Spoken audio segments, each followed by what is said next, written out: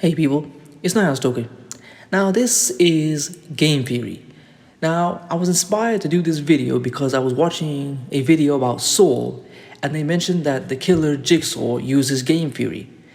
And he gave a brief explanation, but I thought why not find a more detailed one and make a video about it. So here we are, this is from Investopedia. Now I've not read this, so hopefully this is good. So let's keep going.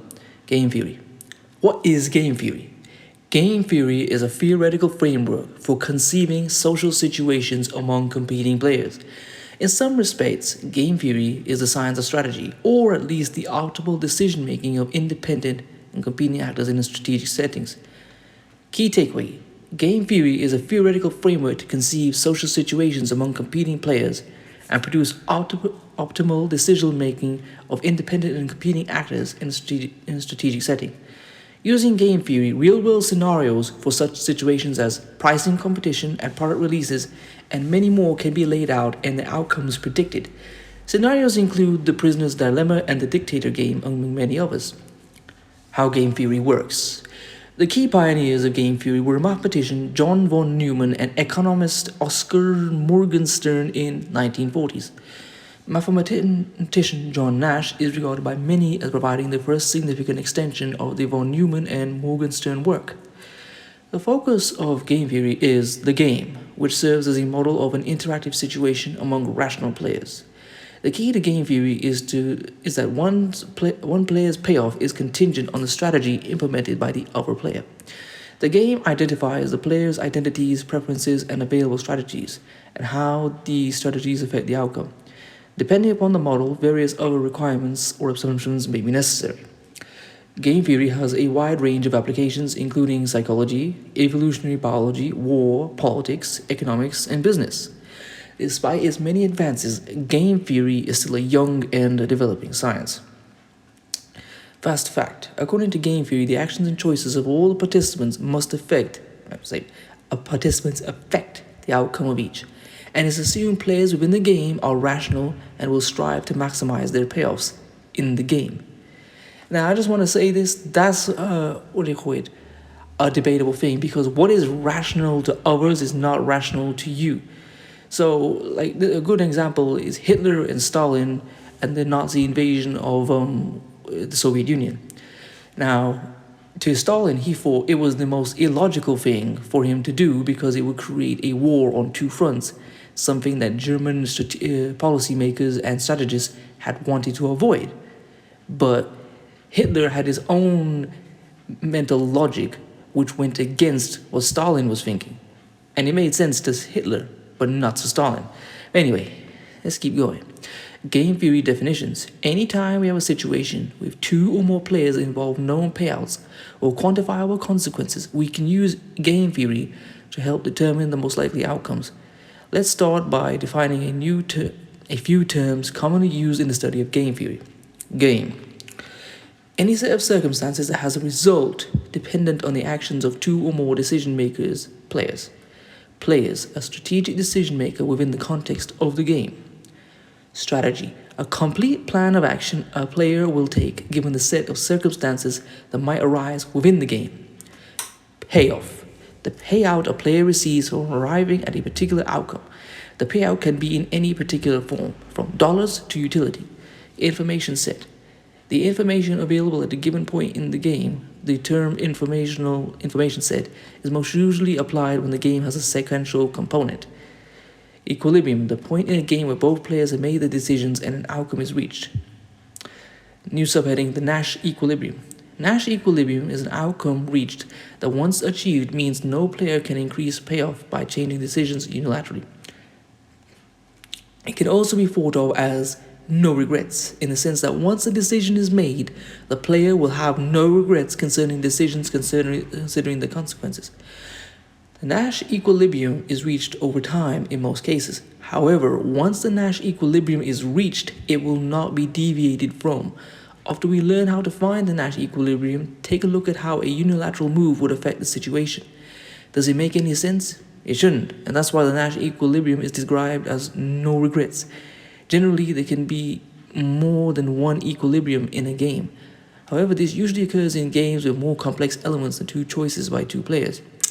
In simultaneous games that are repeated over time, one of these multiple equilibria is reached after some trial and error. This scenario of different choices over time before reaching equilibrium is the most often played out in the business world when two firms are determining prices for highly interchangeable products, such as airfare or soft drinks. Impacts on economics and business. Game theory brought about a revolution in economics by addressing crucial problems in prior mathematical economic models. For instance, neoclassical economics struggled to understand entrepreneurial anticipation and could not handle the imperfect competition.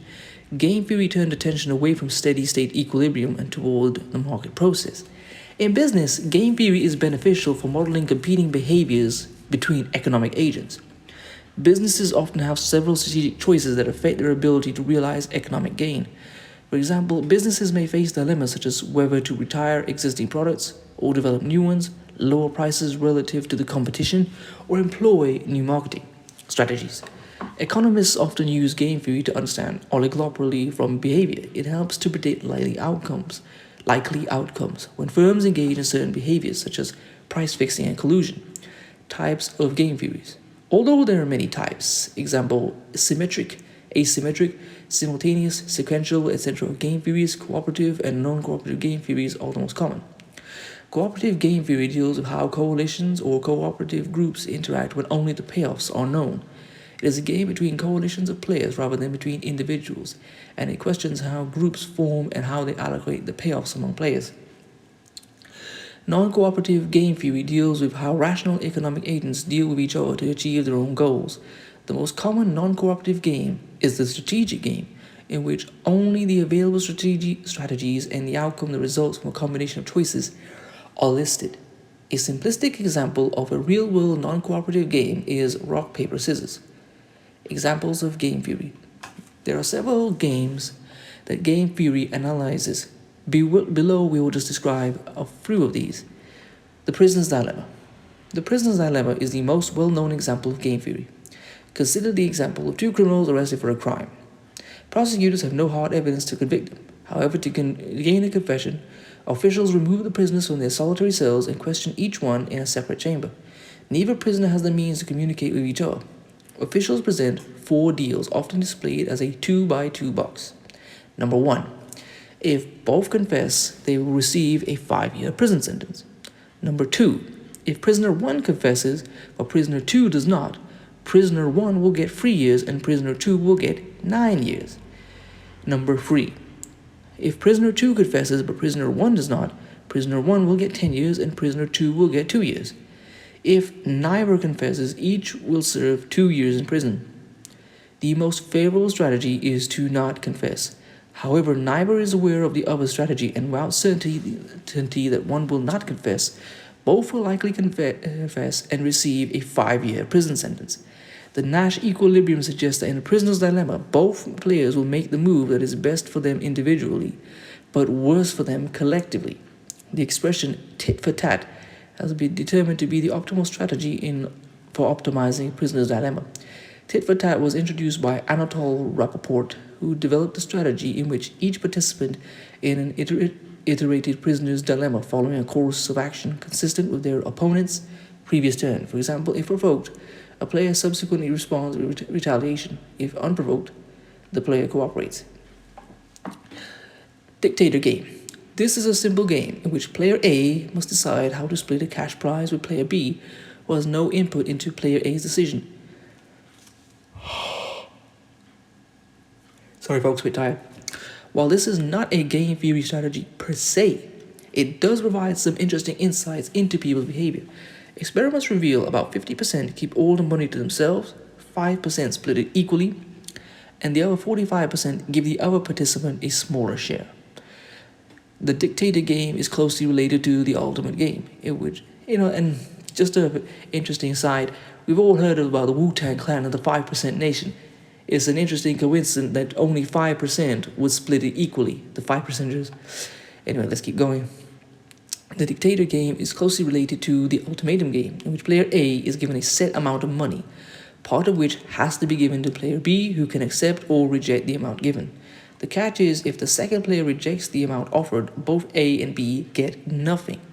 The Dictator and Ultimatum games hold important lessons for issues such as charitable giving and philanthropy. Volunteer's Dilemma. In a volunteer dilemma, someone has to undertake a chore or job for the common good. The worst possible outcome is realized if nobody volunteers. For example, consider a company in which accounting fraud is rampant, though top management is unaware of it. Some junior employees in the accounting department are aware of the fraud but hesitate to tell top management because it would result in the employees involved in the fraud being fined and most likely prosecuted. Being labeled as a whistleblower may also have some repercussions down the line. But if nobody volunteers, the large-scale fraud may result in the company's eventual bankruptcy and the loss of everyone's jobs. The Centipede Game. The Centipede Game is an extensive form game in game theory in which two players alternately get a chance to take the larger share of a slowly increasing money stash. It is arranged so that if a player passes the stash to their opponent, who then takes the stash, the player receives a smaller amount than if they had taken the pot. The Centipede Game concludes as soon as a player takes the stash, with that player getting the larger portion and the other players getting a smaller portion. The game has a predefined total number of rounds which are known to each player in advance. Limitations of game theory. The biggest issue with game theory is that unlike most other economic models, it relies on the assumption that most people are rational actors that are self-interested and utility maximized. Of course, we are social beings who do cooperate and do care about the welfare of others, often at our own expense. Game theory cannot account for the fact that in some situations we may fall into a Nash Equilibrium, and other times for not, depending upon the social context and who the players are.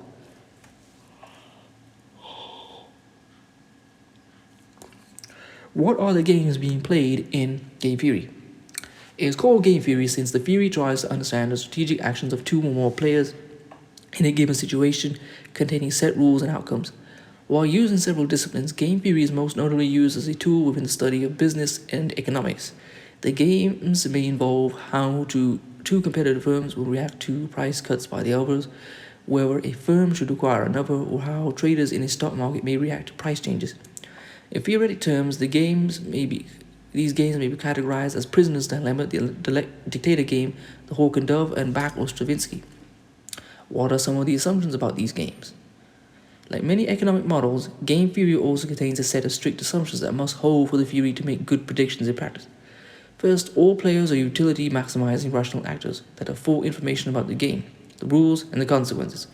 Players are not allowed to communicate or interact with one another. Possible outcomes are not only known in advance but also cannot be changed. The number of players in the game can theoretically be infinite, but most games will be put into the context of only two players. What is the Nash Equilibrium?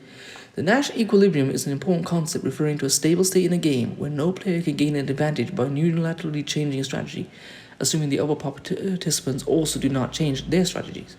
The Nash Equilibrium also provides a solution concept in a non-cooperative adversarial game. It is named after John Nash, who received the Nobel Prize in 1994 for his work.